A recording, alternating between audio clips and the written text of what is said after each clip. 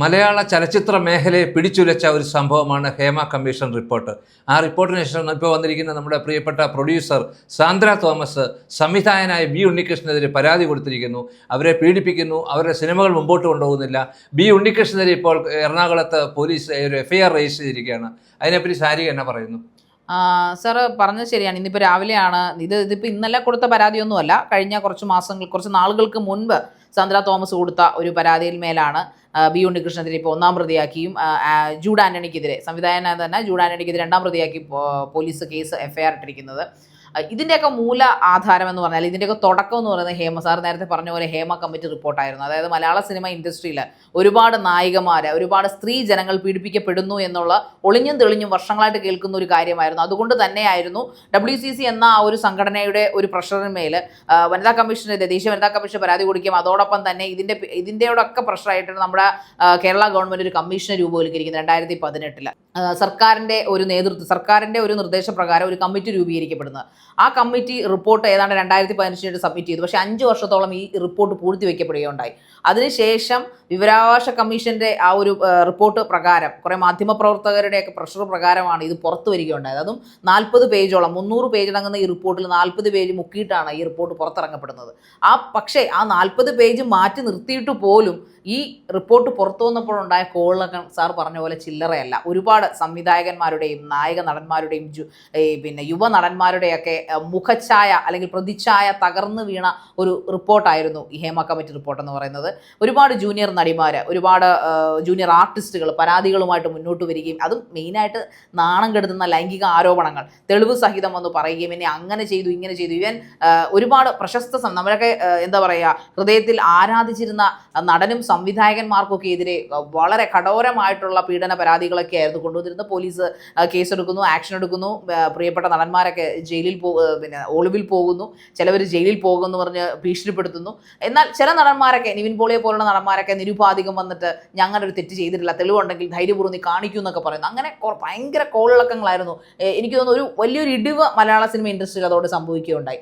അതിനുശേഷമാണ് ഈ കോളിളക്കങ്ങളുടെ ഇടയിൽ നിന്ന് കുറച്ച് കഴിഞ്ഞപ്പോഴാണ് സാന്ദ്ര തോമസിൻ്റെ പ്രശ്നങ്ങൾ മാധ്യമങ്ങളുടെ മുമ്പിലേക്ക് അവർ കൊണ്ടുവരുന്നത്. അപ്പോഴാണ് എല്ലാവരും മൂക്കത്ത് വിരൽ വെച്ചത് സാർ. കാരണം നമ്മൾ അതുവരെ തെറ്റിദ്ധരിച്ചിരുന്നത് മുൻനിര നായകന്മാർക്കും അല്ലെങ്കിൽ സ്ത്രീജനങ്ങളായിട്ടുള്ള ആർട്ടിസ്റ്റുകൾ, നടിമാർക്ക് മാത്രമാണ് ഇങ്ങനൊരു പീഡനങ്ങൾ അനുഭവിക്കേണ്ടി വന്നതെന്നാണ് നമ്മൾ കരുതിയിരുന്നത്. പക്ഷേ സാന്ദ്ര തോമസിനെ പോലെ പവർഫുൾ ആയിട്ടുള്ള ഷീസ് റിച്ച്, അവർക്ക് നല്ല പൈസയുണ്ട്, അവർ അതുപോലെ തന്നെ സ്മാർട്ടാണ്, അവർക്ക് നല്ല ബുദ്ധിയും ബോധവും ഉണ്ട്. എന്നിട്ട് പോലും ഒരുപാട് പടങ്ങൾ അവർ പ്രൊഡ്യൂസ് ചെയ്തിട്ടും അവർ വളരെ കരഞ്ഞുകൊണ്ട് വളരെ വിഷമത്തോടു കൂടിയാണ് ഇൻഡസ്ട്രിയുടെ മുമ്പിൽ വന്നെന്ന് പറയുന്നത്. ബി ഉണ്ണികൃഷ്ണനെ പോലെയുള്ള ആൾക്കാർ ചേർന്ന് തന്നെ മാനസികമായിട്ട് പീഡിപ്പിക്കാൻ ശ്രമിക്കുന്നു, തന്നെ സിനിമ എടുക്കാൻ അനുവദിക്കില്ല, തനിക്ക് ഒരുപാട് നഷ്ടങ്ങൾ ഉണ്ടാക്കുന്നു, പല സിനിമകളിൽ നിന്നും സാൻഡ്രയുടെ സിനിമകളിലൊന്നും പങ്കെടുക്കരുതെന്ന് ടെക്നീഷ്യന്മാരോടൊക്കെ ഇൻഫർമേഷൻസ് കൊടുക്കുന്നു. കുറച്ച് നാളുകളായിട്ട് അവർ പത്രസമ്മേളനം വന്നിരുന്നു പറയുന്നു. പിന്നെ ഉറപ്പായിട്ടും അത് കഴിഞ്ഞ ഒരു 3-4 മാസമായിട്ട് ഈ സംഭവങ്ങൾ ശരിക്കും നടക്കുന്നുണ്ട്. കാരണം 3 മാസം മുമ്പ് അവരെ പ്രൊഡ്യൂസർ അസോസിയേഷനിൽ നിന്ന് പുറത്താക്കിയായിരുന്നു. സാന്ദ്ര തോമസിനെ പുറത്താക്കി. പ്രൊഡ്യൂസർ അസോസിയേഷനിൽ തന്നെയായാലും ഫിലിം ചേംബറിലായാലും ഒക്കെ ഒരു ലോബി പ്രവർത്തിക്കുന്നുണ്ടെന്നുള്ളതാണ് പൊതുവെ നേരത്തോട്ട് പറയുന്നുണ്ടല്ലോ. ദിലീപിനെ കേന്ദ്രീകരിച്ച് പണ്ട് ദിലീപിനായിരുന്നു ഇതിന്റെ എല്ലാം കൺട്രോൾ. പ്രൊഡ്യൂസർ അസോസിയേഷന്റെ എല്ലാ കാര്യങ്ങൾക്കും ദിലീപായിരുന്നു. ദിലീപിന് ഈ പോലീസ് പ്രശ്നങ്ങളും പല കാര്യങ്ങളൊക്കെ വന്നതിന് ശേഷം പലരും ബി ഉണ്ണികൃഷ്ണനെ പോലെയുള്ളവർ ഇതിന്റെയൊക്കെ സംഘടനയുടെ ഭാരവാഹിയായിട്ട് ഇരുന്നുണ്ട്. ഈ സംഘടനയുള്ളവർ മാത്രമേ ഇതിനകത്ത് വർക്ക് ചെയ്യിക്കാനൊക്കെ പറ്റുള്ളൂ. ഓരോ ഫിലിം ഷൂട്ടിങ്ങിലാണെങ്കിൽ അവരുടെ ആൾക്കാർക്ക് മാത്രമേ ഇതിനകത്ത് പങ്കെടുക്കാൻ പറ്റുമെന്നുള്ളതാണ് ഞാൻ മനസ്സിലാക്കുന്നത്. ഡ്രൈവർ ആയാലും മെസ് ആയാലും ഫുഡ് ആയാലും എല്ലാം അവരുടേതായ ഒരു യൂണിയൻ ഉണ്ട്, ഒരു കൊക്കോസ് ഉണ്ട്.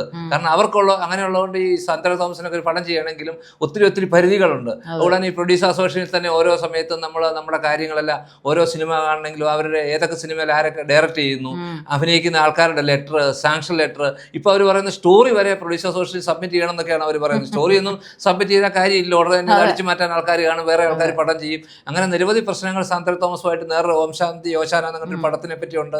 അതിന്റെ നഷ്ടപരിഹാരം കൊടുത്തു. അങ്ങനെ നിരവധി, കാരണം അവർ വളരെ പ്രഗത്ഭ വിജയ് ബാബു ഒക്കെ ആയിട്ട് ചേർന്ന് അവർ ഒത്തിരി അമേരിക്കയിലും മോഹൻലാലിനെയൊക്കെ വെച്ച് ഒത്തിരി സിനിമകൾ ചെയ്ത ഒരു പ്രൊഡ്യൂസറാണ് ഈ സാന്ദ്ര തോമസ്. അത്രയും എക്സ്പീരിയൻസ് ഉള്ള ഒരു പ്രൊഡ്യൂസർക്ക് പോലും ഇവരെ ഇന്ന് പിടിച്ചു നിൽക്കാൻ പറ്റുന്നില്ലെന്ന് പറയുമ്പോൾ നമുക്ക് അതിനെപ്പറ്റി വിശ്വസിക്കാൻ പറ്റാത്ത രീതിയിലാണ് സ്ത്രീ പീഡനങ്ങളും മറ്റേ പല കാര്യങ്ങളും.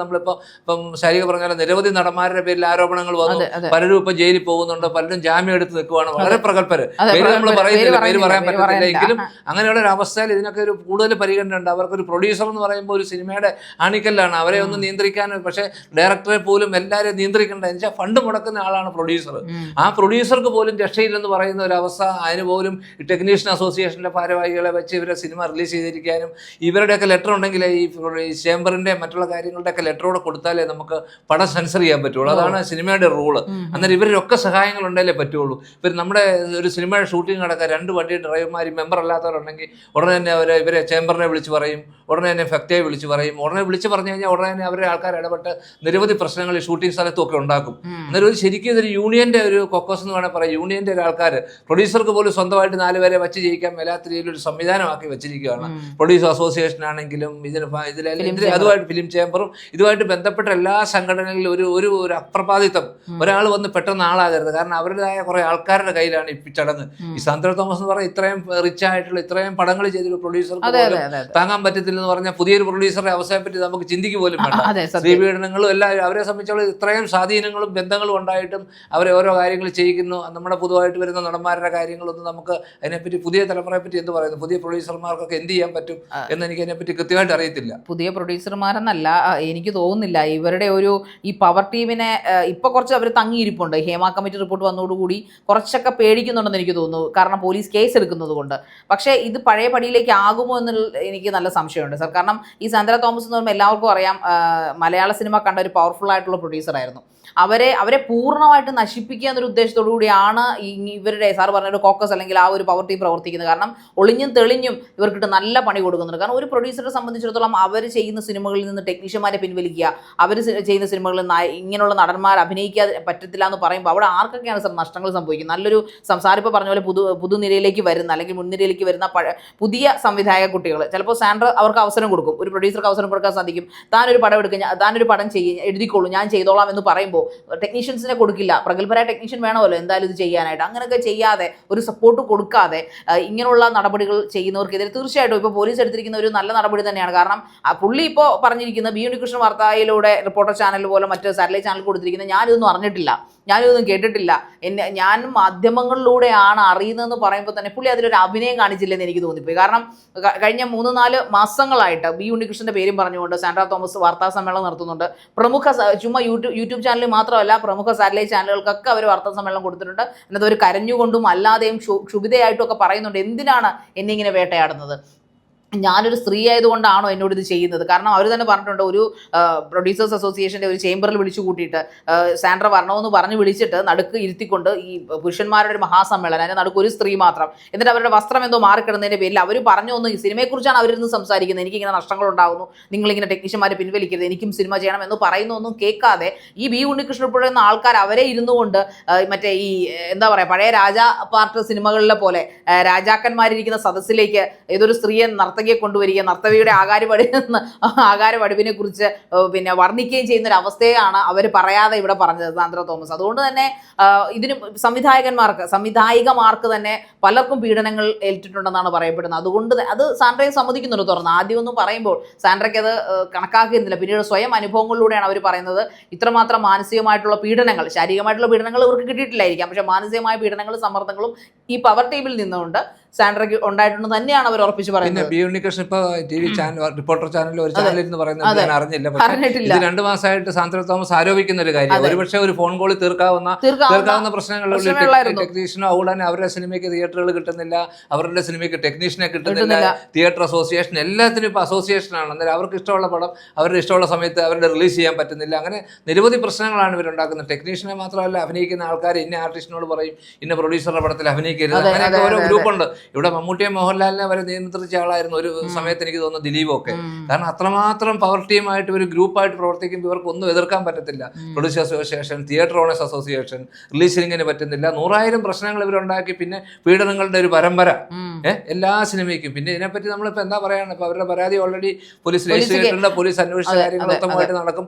അതിനെപ്പറ്റിയൊക്കെ എന്നാ പറയുന്നത്, പോലീസ് കേസ് എടുത്തുകൊണ്ടായിരിക്കണം ഒരുപക്ഷെ ബി ഉണ്ണികൃഷ്ണൻ അഭിനയിച്ചെന്ന് എനിക്ക് തോന്നുന്നു. അതുവരെ അദ്ദേഹം വാ തുറന്നിട്ടില്ല, അദ്ദേഹത്തിനെ എതിർത്തിട്ടുമില്ല, അനുകൂലിച്ചിട്ടുമില്ല. അപ്പോൾ ഒരു പ്രമുഖ വ്യക്തിയെക്കുറിച്ച്, ഒരു പ്രമുഖ സംവിധായകനെക്കുറിച്ച്, അല്ലെങ്കിൽ ഒരു ഭാരവാഹിത്വത്തിന്റെ മുകളിലിരിക്കുന്ന ഒരാളെന്ന നിലയിൽ അദ്ദേഹം ഇതിന് മറുപടി പറയേണ്ടതായിരുന്നു. നേരത്തെ തന്നെ അദ്ദേഹം പത്രസമ്മേളനം നടത്തിയിട്ടില്ല. പക്ഷേ കേസ് എടുത്തു എന്ന് കണ്ടപ്പോൾ പുള്ളി പറയുന്നത് ഞങ്ങൾ സപ്പോർട്ട് ചെയ്യാൻ തയ്യാറാണ്, അല്ലെങ്കിൽ ഞങ്ങൾ ഇനി ഭാവിയിൽ സാൻഡ്ര ഈ പറയുന്ന പോലെ പ്രൊഡ്യൂസ് ചെയ്യുന്ന ഒരു പടത്തിൽ ടെക്നീഷ്യൻസിനെ സപ്പോർട്ട് ചെയ്യാൻ ഞങ്ങൾ തയ്യാറാണെന്നൊക്കെ അദ്ദേഹം പറയുമ്പോൾ ജനങ്ങൾ കണ്ടുപിടിക്കുന്ന ജനങ്ങൾ പൊട്ടന്മാരാണോ അതോ ഇപ്പോൾ പേടിച്ചിട്ടാണോ ചെയ്യുന്നതെന്നൊക്കെ ബി ഉണ്ണികൃഷ്ണൻ തന്നെയാണ് വ്യക്തമാക്കേണ്ടത്. ഒരാൾക്കും ഒരു ഇൻഡസ്ട്രി, സിനിമ ഇൻഡസ്ട്രിയെ സംബന്ധിച്ചിടത്തോളം വലിയൊരു മേഖലയാണ്. ഒരുപാട് ആൾക്കാർ വർക്ക് ചെയ്യുകയും മലയാള ഇൻഡസ്ട്രിക്ക് ഒരുപാട് ടെക്നിക്കലായിട്ട് ഒരുപാട് അഡ്വാൻറ്റേജസും അതുപോലെ അഡ്വാൻസിങ്ങും ഡെവലപ്മെൻറ്റും ഉള്ളൊരു കാലഘട്ടത്തിലൂടെയാണ് നമ്മൾ കടന്നു വന്നത്. ഒരുപാട് പുതുമുഖ സംവിധായകരും ടെക്നീഷ്യൻസും പ്രൊഡ്യൂസർമാരും ഒക്കെ കടന്നു വരാൻ ആഗ്രഹിക്കുകയും കടന്നു വരാൻ വേണ്ടി ശ്രമിക്കുകയും ചെയ്യുന്ന ഒരു ഇൻഡസ്ട്രി. ആ ഇൻഡസ്ട്രിയിൽ ഇതുപോലുള്ള പവർ ടീമുകൾ, അത് പ്രൊഡ്യൂസേഴ്സ് അസോസിയേഷൻ്റെയോ പിന്നെ ഫിലിം ചേംബറിൻ്റെയോ അല്ലെങ്കിൽ ഫെഫ്കയുടെയോ മാക്ടയുടെയോ എന്തിൻ്റെ പേരിൽ, അമ്മയുടെ പേരിലായാൽ പോലും ഇങ്ങനെയുള്ള വൃത്തികേടുകൾ ചെയ്യുന്ന ഒരിക്കലും ഒരു സുഖകരമായ കാര്യമല്ല. ഇൻഡസ്ട്രി അപ്പാടെ നശിപ്പിച്ചു കളയാൻ അവരുടെ നടുപൊടിക്കുന്ന പ്രവണതയാണ് ഈ പരിപാടികൾ കൊണ്ട് ചെയ്യുന്നത്. അതുകൊണ്ട് തന്നെയും നിയമ നടപടികൾ ഉണ്ടാകുന്നത് വളരെ സ്വാഗതാർഹമായ ഒരു കാര്യം തന്നെയാണ്. എന്തായാലും സാന്ദ്ര തോമസിന്റെ ഭാഗത്താണ് ന്യായമെങ്കിൽ സാന്ദ്ര തോമസിന് നീതി കിട്ടട്ടെ, അല്ലെങ്കിൽ ബി ഉണ്ണികൃഷ്ണന്റെ ഭാഗത്ത് ഇല്ലെങ്കിൽ അയാൾ അത് തെളിയിക്കട്ടെ.